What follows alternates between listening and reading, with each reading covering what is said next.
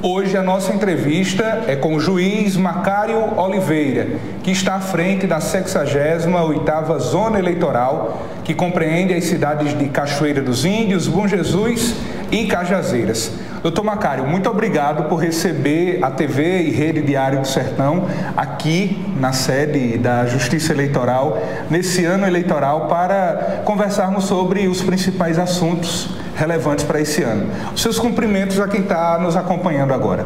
Obrigado a você, a TV Diário do Sertão, obrigado também a todos os telespectadores, meu muito bom dia, principalmente aos eleitores daqui da 68ª Zona, que abrange os municípios de Cajazeiras, Bom Jesus e Cachoeira dos Índios. Doutor Macário, recentemente nós estivemos aqui na nossa região recebendo a visita de todos os principais representantes do Poder Judiciário Eleitoral da Paraíba e, obviamente, da 68ª Zona Eleitoral, representados tanto pela presidente do TRE, a desembargadora Agamenilde Dias, que é inclusive sertaneja, e também o senhor visitando e colaborando com essas informações. E eu gostaria que o senhor pudesse fazer um balanço. Esse é um ano eleitoral e, como sempre, essa região, a política pega fogo. Como é estar à frente da Justiça Eleitoral nessa 68ª Zona Eleitoral?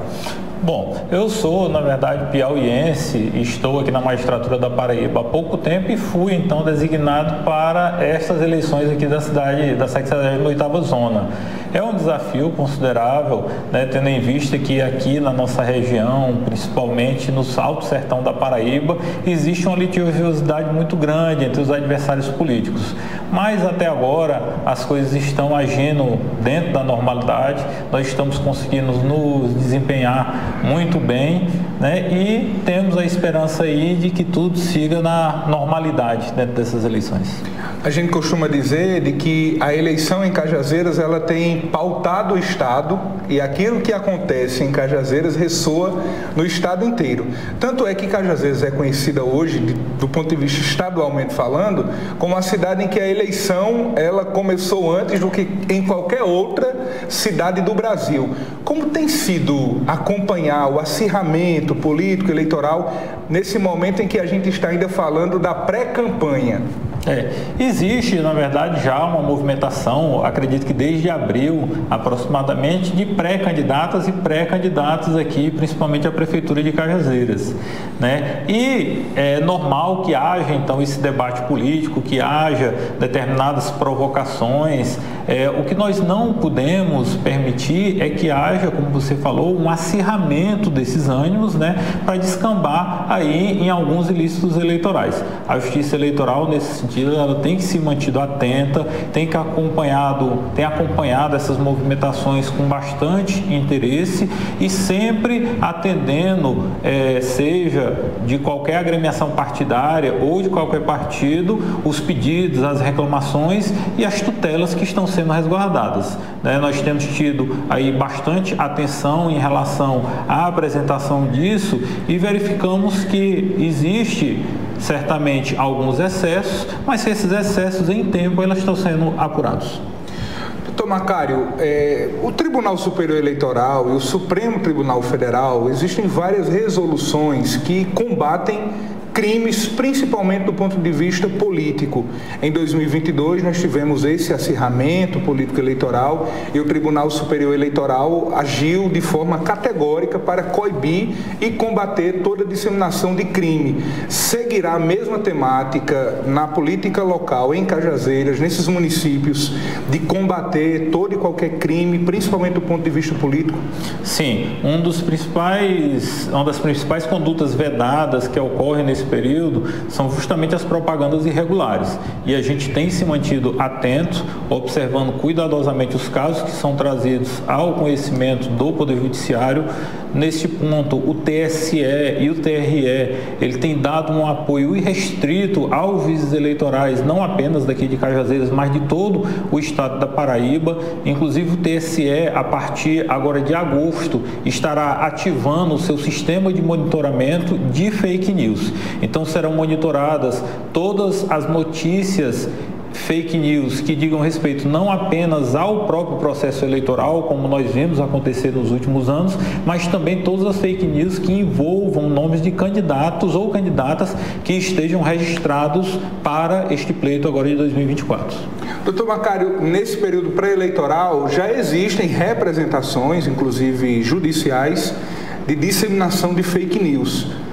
O senhor já se debruçou acerca desse tema, já analisou? Por exemplo, recentemente veio à tona de que um vídeo de um pré-candidato, o próprio Chico Mendes, que alegou que um vídeo teria sido adulterado, mostrando que ele estaria recebendo droga, e esse vídeo foi divulgado nas redes sociais para denigrir a imagem do pré-candidato. O senhor já se debruçou sobre esse tema e sobre outros temas também que diz respeito à pré-candidata Corrêa Delfino, que lamentou ter sido vítima também nas redes sociais de fake news?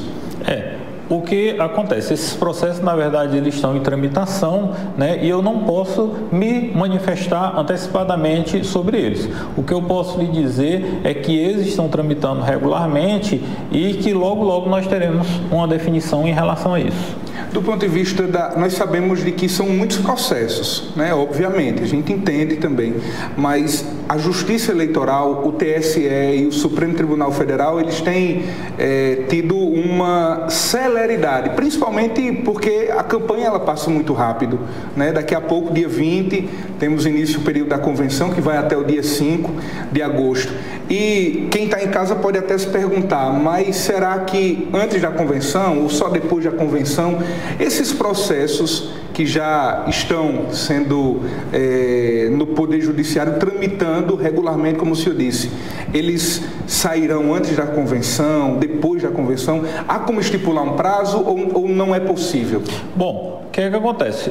Processos judiciais, reclamações, representações, a gente recebe quase que diariamente, né? O que nos favorece é que a legislação eleitoral, ela tem uns prazos muito exíguos, então são prazos geralmente de 2 dias, 5 dias, tem inclusive prazos em horas. Em relação, por exemplo, ao registro de candidaturas, eu posso dizer que dia 15 se encerra o prazo do registro de candidaturas, nós temos então 5 dias para impugnações, 7 dias para manifestações das partes impugnadas e 2 dias para parecer do Ministério Público, ou seja, a minha expectativa é que até o dia 5 de setembro ou no máximo no dia 6 de setembro, todos os registros de candidaturas tenham sido analisados. Doutor Macário, até o momento, obviamente, não houve convenção, não houve homologação de partido, de quem será o candidato, claro. Mas já temos 2 pré-candidatos definidos, pelo menos em Cajazeiras, que é o Chico Mendes, do PSB, e a Corrêa Delfino, do Progressistas. Muito tem se falado na cidade de que Chico Mendes, pelo contexto da própria resolução do Tribunal Superior Eleitoral, se configuraria como um 3º mandato. Claro que o senhor não pode aqui antecipar a sua leitura a partir desse cenário, mas eu gostaria de saber, já houve alguma representação nesse sentido, alguma consulta nesse sentido à Justiça Local? E muito tem se falado também da Corrêa Delfino. Recentemente veio à tona a questão do diploma de mestrado, em que opositores e a própria instituição de ensino alega não reconhecer de que o documento tenha validade. E isso, segundo alguns especialistas, poderia impugnar a pré-candidatura, a eventual candidatura dela. O que o senhor poderia dizer acerca desses 2 temas?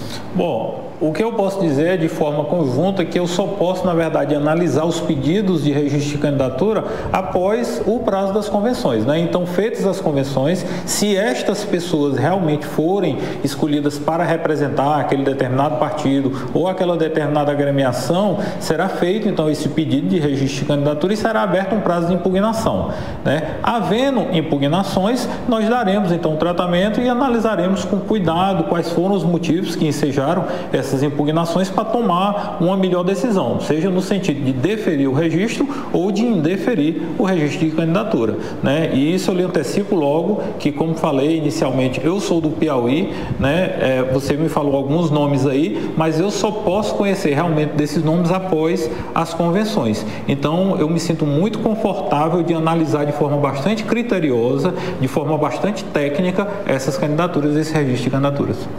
Então, para quem está nos acompanhando agora, o senhor não tem nenhuma opinião já formada, porque nos bastidores se comenta de que o senhor já teria um posicionamento em relação a deferimento, por exemplo, da pré-candidatura do Chico Mendes, em relação ao deferimento ou indeferimento da pré-candidatura da Corrinha Delfina. Então, o senhor ainda não se debruçou acerca desses dois temas? Não, inclusive, a bem dizer, eu sequer conheço as circunstâncias específicas em relação a essas duas pessoas. Eu só vou realmente tomar conhecimento disso lá para o dia 15 de agosto, mais para frente, quando houver realmente o registro dessas candidaturas, né? Antes eu não sei em que circunstâncias é que essa pessoa ocupou o cargo público, não sei quais são os cargos públicos que foram ocupados, se configura terceiro mandato ou se não configura.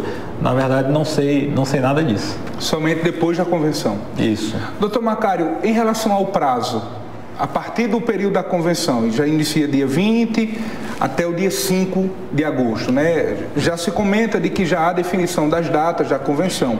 A partir do dia 5, em que se homologa, de fato, o partido homologa quem vai disputar a prefeitura. Quais são os prazos, como o senhor já estabelecia? A partir da convenção, quais são os prazos e os trâmites para confirmação das candidaturas? Os partidos eles terão, a partir das convenções, da definição das convenções, terão um prazo então aí de até 10 dias. Então o prazo na verdade vai até o dia 14, porque dia 15 nós temos que publicar os editais com todos os pedidos de registro, né? E a partir apenas desse pedido de registro é que os candidatos poderão então se apresentar como candidatos, e a partir daí é que poderão pedir voto. Antes disso, qualquer conduta de pedido de voto ou de pedido de não voto em relação aos adversários pode configurar propaganda antecipada e irregular.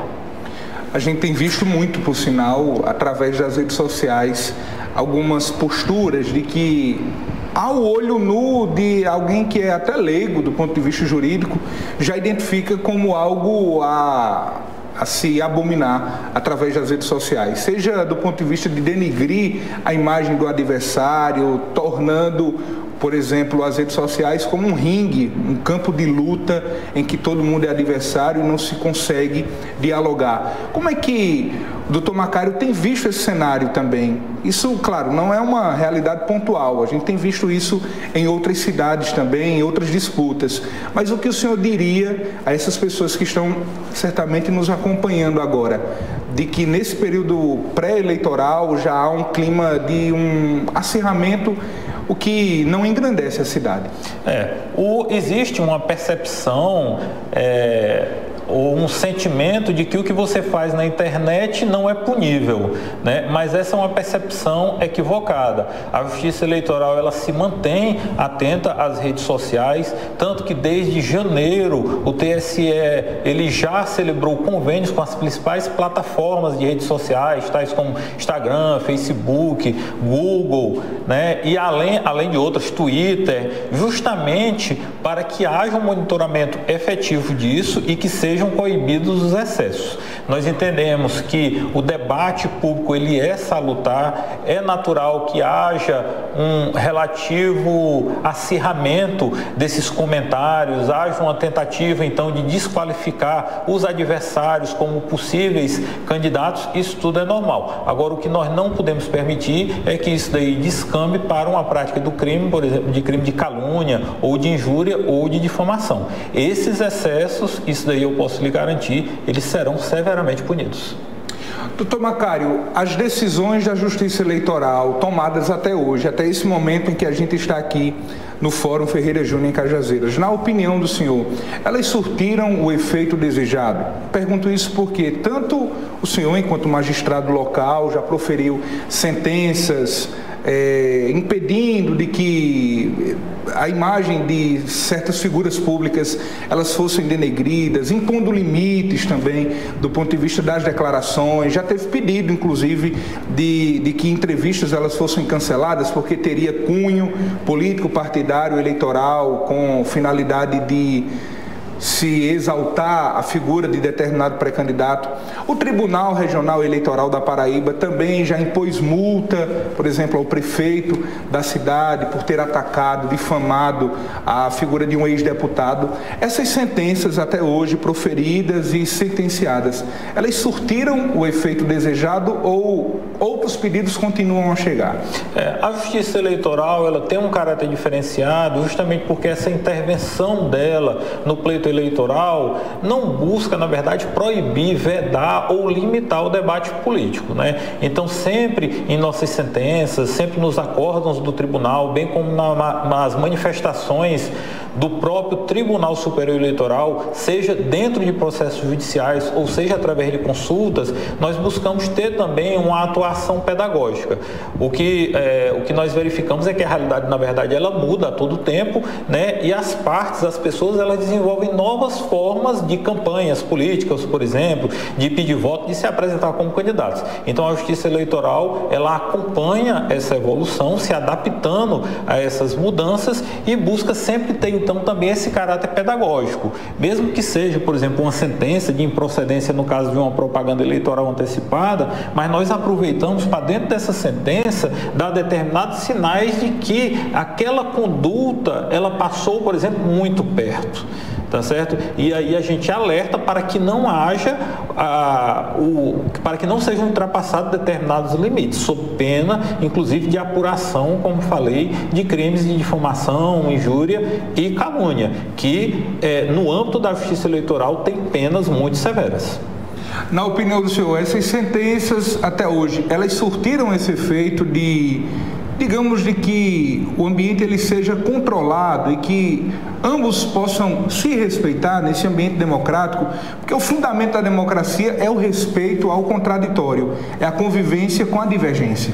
Sim, o que nós esperamos, e inclusive nós contamos muito com o auxílio dos meios de comunicação, com as divulgações dessas decisões, é justamente fazer esses alertas, né? Principalmente no sentido de que essas condutas que são praticadas em redes sociais, seja Instagram, né, seja Twitter, seja até mesmo dentro de grupos de WhatsApp, essas condutas, elas são analisáveis e são passíveis de punição, tá certo? Não existe um local em que a pessoa esteja resguardada, tá certo, da prática de crimes, que ela seja inimputável. Na verdade, essa disseminação através de redes sociais, na Justiça Eleitoral, ela é considerada até mesmo como um agravante da prática de determinadas condutas.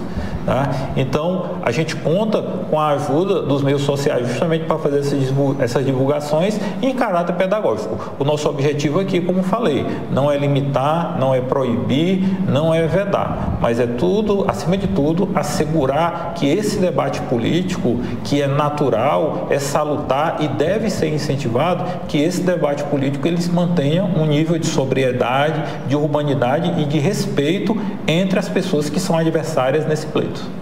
Doutor Macário, quais serão as estratégias adotadas pela Justiça Eleitoral para coibir a prática criminosa e, ao mesmo tempo, punir aqueles que cometerem crime? Isso que o senhor acaba de dizer, de fato, há no senso comum, no imaginário de que aquilo que acontece na rede social, ele não é capaz de ser punido na vida real. E o senhor vem trazer justamente o oposto. Aquilo que é crime na vida real também é crime na vida virtual. E de forma mais grave. E de forma mais grave. Então, quais serão as estratégias adotadas pela Justiça Eleitoral local para coibir e punir esses criminosos? Como falei, desde 1º de janeiro, o TSE ele já ativou o seu sistema de monitoramento, principalmente voltado para a questão de fake news, e o TSE, a partir desse monitoramento, independente também da manifestação dos representantes de partidos, dos coordenadores de campanha, junto à Justiça Eleitoral, nós recebemos informes regulares em relação a essas movimentações nas redes sociais, que envolvem envolvam tanto a questão da legitimidade das eleições, bem como também que digam respeito a candidatos ou candidatas. Esse sistema ele vai se tornar mais ativo ainda a partir do dia 16 de agosto. Então, a partir do dia 16 de agosto, nós temos uma fiscalização mais rígida em relação à propaganda eleitoral, justamente para poder coibir esses excessos, né? E posso lhe assegurar que aqui em Cajazeiras, na 68ª zona, né, Bom Jesus e Cachoeira dos Índios, nós tomaremos todas as medidas que sejam necessárias para coibir esses excessos. Hoje, nas redes sociais, nós temos uma ferramenta chamada IA, que é a inteligência artificial, que pode ser usada tanto para o bem como também para o mal, no caso, para o cometimento de crimes. A Justiça Eleitoral também vai estar atenta. Por exemplo, um vídeo ele pode ser alterado através da inteligência artificial, uma foto ela pode ser alterada, como a gente vê hoje nas redes sociais. A Justiça vai estar atenta também ao uso da IA, tanto do ponto de vista político, partidário, como também para o crime? Por se tratar de uma questão relativamente nova, o Tribunal Superior Eleitoral ele não editou uma resolução específica em relação à questão da utilização da inteligência artificial nas eleições. Isso, na verdade, é um processo que vai ser uma coisa nova que nós vamos enfrentar agora nesta eleição, e essas conclusões, esses dados estatísticos, eles serão todos reunidos pelo TSE, que logo deverá editar alguma resolução em relação a isso. Todavia, de toda forma, hoje já é proibida a utilização de inteligência artificial para a elaboração de vídeos, né, ou gravações simuladas, principalmente envolvendo candidatos e candidatas. Tá? Isso daí é proibido, e além das sanções administrativas que um eventual meio de comunicação, uma eventual plataforma, ela poderá sofrer, também pode haver uma responsabilização muito grave das pessoas que forem envolvidas nisso. Isso é importante ficar muito claro, porque as pessoas elas têm acesso à IA, né? Qualquer pessoa pode ter acesso no seu celular à inteligência artificial e pode também cometer esse crime. Então é importante que o senhor reforce essa punibilidade a quem cometer crime. Um dos principais pontos que a gente tem que ressaltar aqui é que nada do que é feito através da rede mundial de computadores fica invisível, né? Então tudo que você faz hoje na internet, seja no seu computador de casa, seja no seu celular, seja no seu notebook, mesmo numa rede pública, acessando uma rede de Wi-Fi pública de outro local, fica registrado pelo seu número de IP. Então todas as condutas praticadas pela internet, elas são rastreáveis. E não se engane, a Justiça Eleitoral ela tem direcionado recursos volumosos e importantes, justamente que possibilitem a identificação dessas pessoas. Não existe crime perfeito, né? Não existe. Doutor Macário, nesse ano de 2024, as forças de segurança, o senhor já tem visto o levantamento de como é que a Justiça Eleitoral, com o apoio da Polícia Militar, Polícia Civil, as forças de segurança no geral, já houve a primeira reunião de alinhamento do número de efetivo policial que será necessário para essa eleição ela ser segura, como tem sido nos últimos anos? Na semana passada nós tivemos uma reunião aqui em Cajazeiras, que é a sede da circunscrição aqui do Alto Sertão, envolvendo não apenas a 68ª zona, mas todas as zonas então aqui da nossa região. A presidente do Tribunal Regional Eleitoral, a desembargadora Agamenildes, ela esteve aqui, né, e justamente para tratar dessa questão do planejamento das eleições. E na próxima semana, acredito que dia 23, nós teremos uma reunião com a Polícia Militar, com a Delegacia Seccional daqui de Cajazeiras, para a gente fazer esse levantamento e estabelecer as rotinas e os protocolos a serem tomados nesse período eleitoral, visando sobretudo assegurar a segurança do eleitor, né, daquele participante da manifestação, de quem vai numa passeata, numa carreata, que vai participar de um comício. O nosso objetivo é esse, é assegurar a segurança dessas pessoas E vamos estabelecer então esses protocolos. E vamos verificar também nessa oportunidade a eventual necessidade de convocar ou de ser auxiliado por alguma Força Nacional de Segurança. Nos eventos da eleição desse ano, vai haver alguma limitação de horário? Já está sendo visto também todo esse levantamento de informações para que haja segurança? Sim, a legislação, na verdade, já estabelece algumas regras em relação à realização destes eventos. Então, em regra, por exemplo, passeatas, carreatas, comícios só podem ocorrer até às 22 horas. Existem também limitações em relação à questão do volume de decibéis, né, que poderá ser utilizado. Além disso, tem que ser observado também o Código de Postura do município. Então, essas manifestações elas não poderão ser realizadas, por exemplo, perto de hospitais e clínicas. Existem limitações em relação à questão de distância a escolas, por exemplo, né, unidades escolares, centros de ensino, além de órgãos públicos também tem que ser mantido determinada distância. Existe então já um regramento isso daí. O que nós vamos acertar nessa reunião com as forças de segurança é como é que nós vamos fazer essa fiscalização, né, e como é que nós vamos fazer o controle dessas movimentações, principalmente para evitar que haja um eventual confronto entre partidários de agremiações diversas. Do ponto de vista do número de urnas que serão utilizadas, será o mesmo quantitativo da última eleição ou vai haver um reforço, algum remanejamento?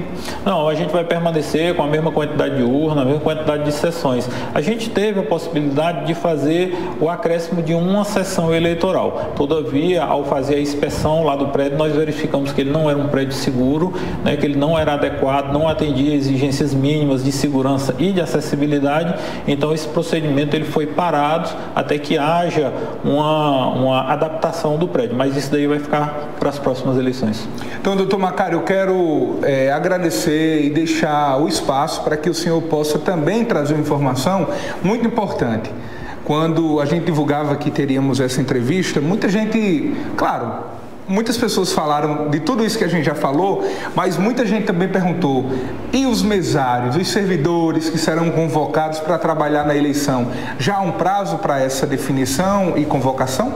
Sim, e existe uma questão interessante. Esse ano nós teremos uma inovação na questão da convocação das mesárias e dos mesários. Né?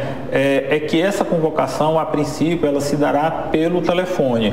Você que é mesário, que já trabalhou em outras eleições, que está cadastrado junto à Justiça Eleitoral, então certamente nos próximos dias você vai receber uma mensagem ou por SMS ou então pelo WhatsApp, muito mais provavelmente será pelo WhatsApp. E essa mensagem lhe convocará para as eleições. Haverá apenas uma questão de confirmar a sua identidade, mas nessa mensagem nós não pediremos nenhum dado pessoal, nós não pediremos nenhum número de documento, não pediremos número de conta de banco, nem pagamento de valores. Além disso, você pode atentar também que essa mensagem ela será enviada pelo canal oficial da Justiça Eleitoral, ou seja, é aquele canal verificável, com aquele Vzinho do lado.